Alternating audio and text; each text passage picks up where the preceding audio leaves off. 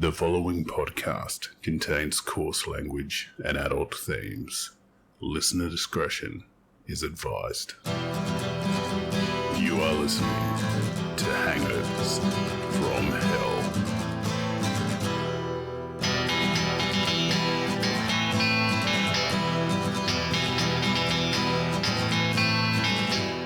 Hi, I'm Flan. Welcome to the Hangovers from Hell Trash Mag Minisode, the episode where each fortnight we share the best bits from a trash magazine, which includes a true crime story and some life hacks. We're also going to tell a story about your real life hangover. As always, I'm joined by my lifelong best friend. Say hi, Doggo. G'day, hi. Unlike sober old me, Doggo works, rests, and plays in stiff drinks.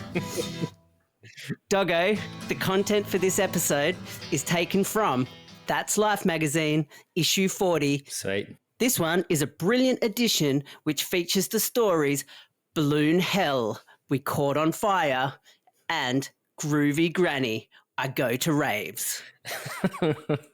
Sick. Our main story was compiled by Amy Thompson, and the headline is Cruel Scammer. She faked cancer for 8 years.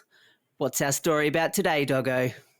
I reckon it's about a husband and wife that live in Albury Wodonga. Yeah. He's a carpenter and she works at the local spa. Yeah.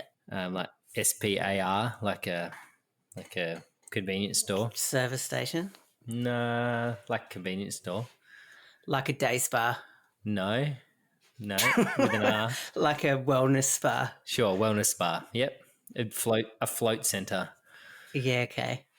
He used to drink a lot of piss, VB stubbies, and root around. Yep. She got wind of the rooting around. Yeah. And then got jack of it and wanted to take his life insurance. Yep. So she pretended to have cancer. She was obviously dumb. So she didn't think that through, obviously. No, but she rolled with. So when she said she was going off to a cancer appointment, she'd actually go to a day spa and where she worked, have a float in the float tank. Yeah, it just meant she could sleep in a bit more, you know. But yeah, didn't get the life insurance in the end. Why? Because her husband didn't die?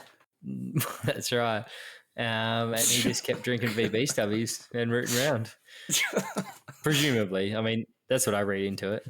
Yeah, well, that's close. Actually, what actually happened is this lady called Amanda Riley in America somewhere, she decided that it would be a good way to make a bit of coin to pretend that she had cancer. Oh, she did Patreon or something. GoFundMe. Yeah, so basically, story sort of goes on to say that she's put on her blog that what she did was she was in the oncology ward and they were playing with Nerf guns and shooting the doctors and stuff, and they were like, oh, you've had to shoot us with drugs, so we get to shoot you back. It's only fair. Lol, lol, lol, lol. Lol, lol, lol. Yeah. If I could shoot a doctor, I would. Okay. Probably my brother, mainly. Yeah. We shot all the cows on my dad's farm, so... Did he? Yeah. And laughed about it. I feel like that's not a true story. Filmed his reaction. He filmed your dad's reaction when he saw all the cows dead in the paddock. Yep. That's pretty up. Imagine if the medical board finds out about that. He's screwed, eh? I'm not going to dob on him, though, because he's obviously got a violent streak. Yeah, and a gun. and a gun that works. And pretty good aim. So she started a blog in October 2012 when she was in her late 20s, telling everyone that she'd been diagnosed with Hodgkin's lymphoma, which is a type of blood cancer. So she put this thing on the blog and this thing online showing everyone how, sick she was and all this. And then after she was in remission, said she was pregnant, but then was like, cool, had a baby. And also she was a school principal. So that's pretty epic because they get paid pretty well, I reckon. School principals get about, in Australia, I reckon they get about $200K a year. That's a lot of money. Yeah. Okay, so she managed to raise more than $163,000. In one blog post, she showed a small bottle of medicine and was like, this little bottle of medicine's like 12 and a half grand. Oh, and then, do you know one thing she said was on her blog? How do farm companies, not farm, like farm companies like John Deere, yeah, no, like PH Farm. like farmer companies sleep at night? Probably on diamond beds with pillows sewn from patients' tears. Golly. How like up that is, like writing that.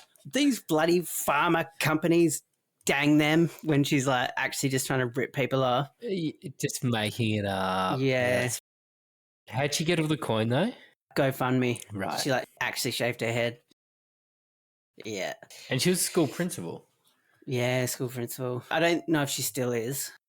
Hopefully not. She did go to jail and got pretty famous for it. But yeah, anyway, this other lady got like an anonymous tip that Amanda was not genuine and basically caught her out in a lie. And then the police raided her and confirmed that Amanda had never been treated at the hospitals that she said she was.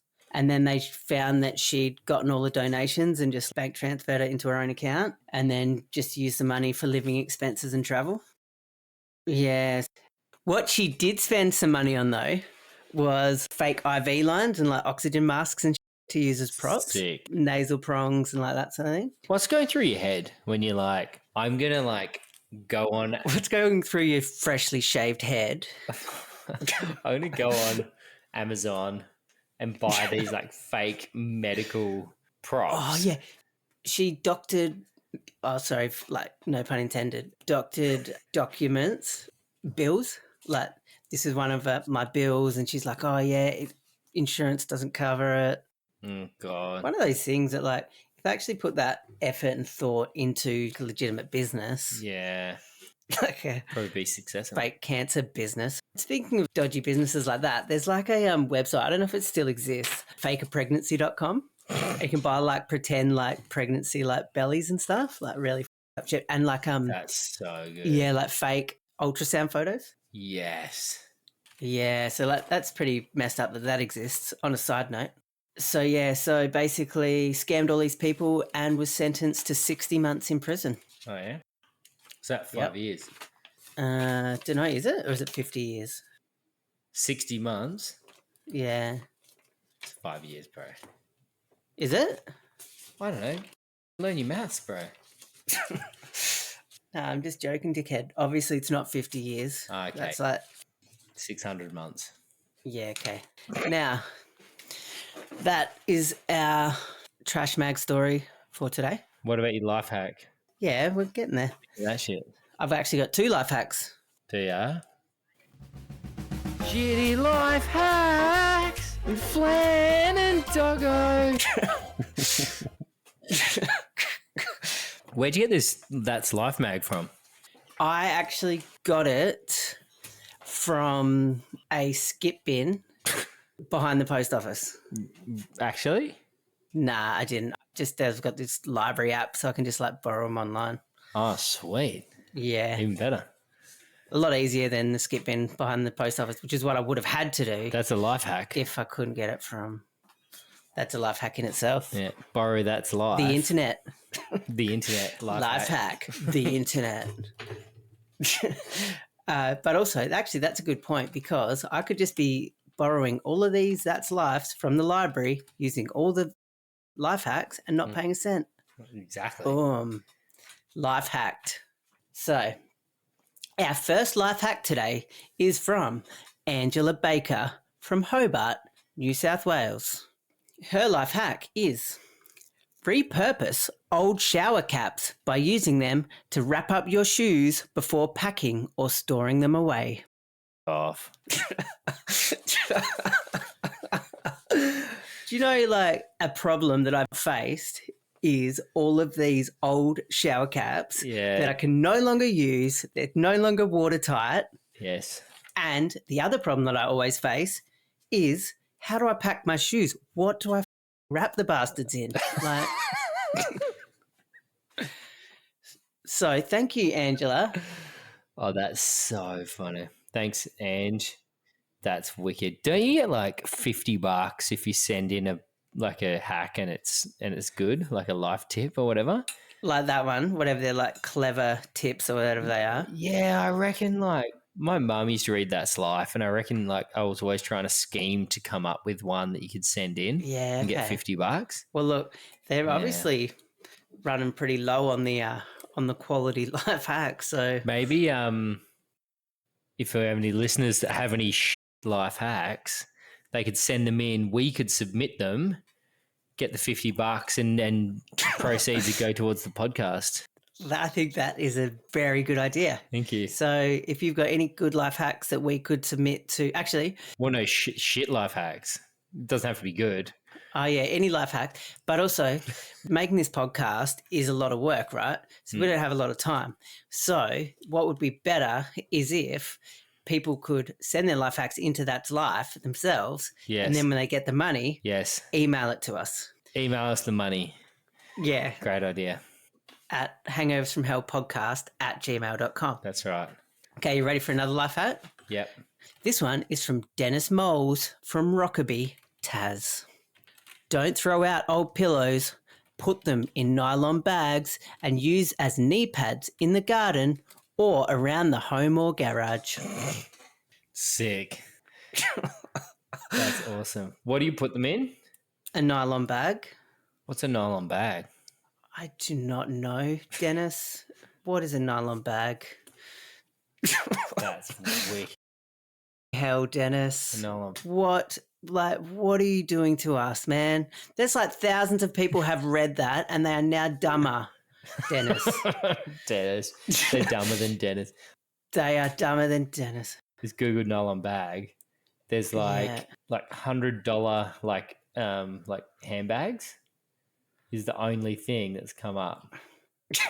Well, Dennis, stuffing your old pillows into $100 handbags as a life hack You is idiot. just about as dumb as your actual life hack. Well, also, like, don't throw out old pillows. Dennis, you're a hoarder, mate. Yeah. Throw out your old pillows, okay? You rank bogan bitch. And it's pillows, like plural. Like, how many of these knee pads do you need, Dennis? Nah, sorry, Dennis. You're just trying to do your best. Dennis was just like, oh, Shell, what could we use for a life hack for That's Life? We could get $50. Yeah, he's just living his best life. Yeah. Sorry. Shell's like, don't be silly, Dennis. They won't publish that. And who's laughing now? Okay. As part of this magazine, there's a section where a reader writes in a problem that they've got. And then they ask the other readers to answer their problem. But we're going to see what Doggo's solution's going to be. Sick. Yep, we're going to call this section Dear Doggo. Thanks for springing that on me. Hey, really looking forward to this. Yeah, good. No worries. Okay. Dear Doggo, I moved back home with my mum to save money and mostly we get on well. But the next door neighbour keeps flirting with me. I'm 28 and while I'm currently single, I don't want to have anything to do with this man who's 45. He does odd jobs for my mother, such as gardening and maintenance, and comes around all the time. I've mentioned it to Mum and she says I should be flattered and just ignore him. But I find it creepy. Mum says he's harmless and I shouldn't cause any trouble. Now I hate being here, especially if Mum has gone out. It's not right that I feel uncomfortable in my own home. What do I do? Yeah, you're right, Louise. You shouldn't feel uncomfortable. Have you thought about poison or murder? Murder? Yeah. It's an option. Is that a sound solution? Yeah? Yeah, it's not ideal. You could, what's her name? Is it Louise?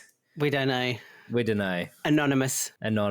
For all intents and purposes, it can be Louise. Yeah, look, if it was me, I don't know. Neighbours are a hard one because you don't want to piss him off. He's obviously a creep. Yeah. And you don't want him like losing it. Yeah, look, honestly, I think you should confront him. Yeah? I think you should just, when Mum's not at home, because that would be awkward. Yeah, okay. So when he pops over and Mum's not home, what should she do? Well, she should just say, look, Darren, I don't want to sleep with you. Can you please stop showing me your cock?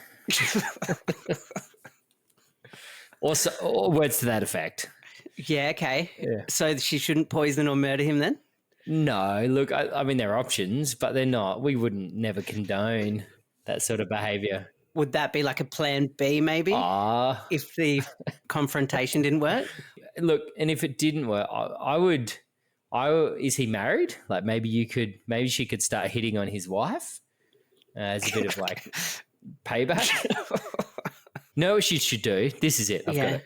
Okay, yeah. Sorry, everything I've said up until now has been. Okay, we'll delete it. Don't delete it. It's a setup. Okay, yeah, sorry. She should go to his place of work, confront him in front of his boss about what he's been doing. Okay, and what does that look like? Well, I think like I would camp out, like park out at his work until like before he arrives. Toolbox meeting. Yeah. Maybe, and when that's happening, she could just bust in looking well. When I mean looking well, like dress up, look respectable. Okay, yeah. Lob in the middle of the toolbox. Yeah. Crying and just cry and just say, Darren, I need you to stop sexually harassing me in my home. Please, Darren. Yeah, okay, cool. All right. Yeah. And then if that doesn't work, poison or murder? Nah, like I would go, just maim. Like maybe just hit him with a car, like reverse, like set it up. No, it's silly. It's silly. Just confront him at work. That'll him, eh? Yeah. Okay. Yep. Yeah. Thank you. Good job. Okay. So next segment. The next segment on the agenda is we're going to do a hangover story, preferably from a listener. Okay, so I'm going to check the Hangovers from Hell Gmail inbox and see if we've got a good hangover story to tell. Okay, so I'm going to check the inbox to see if there's any good hangover story. No emails as yet. That's cool. All right. Well, luckily, I had a feeling that no one had written in yet. So I've got a story of my own. You've had a hangover. Not in the last 4 years, you haven't? No, I haven't. All right. So when I was in year 11, so when I was 16, the year before finishing high school, at Leavers, finishing school party. Schoolies. And I was like, oh yeah, I want to go down for a night and get on the booze and, but I had an exam the next day. So I went down and snuck into Leavers celebrations and drank lots of alcohol responsibly. And then the next day I had to, because I was not old enough to drive, I had to catch the bus from where we were to where my exam was for school. And so I'm there in my school uniform, heading back to where my exam was. Flan was on the way back from Leavers in his school uniform, vomited on the bus driver. Vomited all over myself and some on the bus driver, which is not actually very cool, so. Went to the beach before your exam, went for a swim. Yeah, I didn't know what to do because I had no other clothes with me. So you went in the ocean. I just walked straight into the ocean. With all your clothes on, washed the vomit off, did an after grog aqua bog. I didn't do an after grog aqua bog. You're using a bit of creative license in your storytelling there. Did an after grog aqua bog and then walked to your exam. Yeah. Dripping wet. Yeah. Smelling of vomit and shit. Smelling of vomit and shit. So I was smelling of salt water and regret. And yeah, so then I went to my exam and just like shivered through the exam, being But Did you pass? no, I didn't. I wrote a really good story actually, which is like a little funny little quirky story. And then my teacher wrote the comment on there when he marked it, "You do not have to take this subject, Flan." That's amazing. All right, now the next thing I wanted to add was a feel-good story Yum. because it can get a bit dark talking about crime and all that sort of stuff. So I figure we utilize the feel-good story, and the feel-good story that we've got today is Teddy Bear Hospital. Oh, for fuck's sake. So it's been going for 5 years. The University of Otago's Teddy Bear Hospital has treated about 250 teddies that feel under the weather. Oh, God. The annual event aims to teach Kiwi kids about the medical world and general health in a gentle way and help them be confident about a visit to the doctor. Man, it's kind of cute, isn't it? Yeah. And I wonder if it's actually in New Zealand or if they specify that the only kids that can come in are Kiwis. It's just in Melbourne or something. Pretty sure Otago's not in Melbourne. Look at you, Mr. Geography.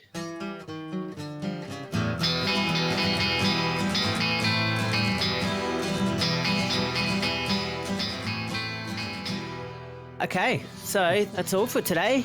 We will see you in a week's time. Thanks for joining us. If you have a good hangover story for a future episode, please go to our website, hangoversfromhell.com. Please tell your friends about us and subscribe if you want to hear more episodes. We'll see you next week for a full-length episode of Hangovers from Hell. See you later. Bye.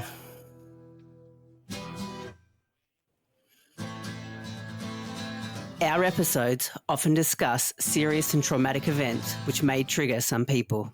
If you or someone you know needs help, please see our website for information on crisis support.